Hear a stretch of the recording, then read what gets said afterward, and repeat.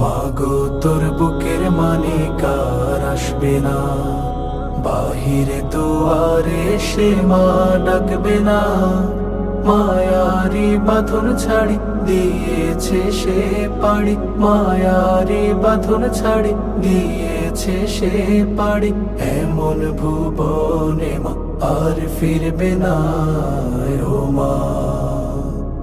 ফজর নামাজ পড়ে বসতো কোরআন নিয়ে, করতো সুরে তিলাওয়াত।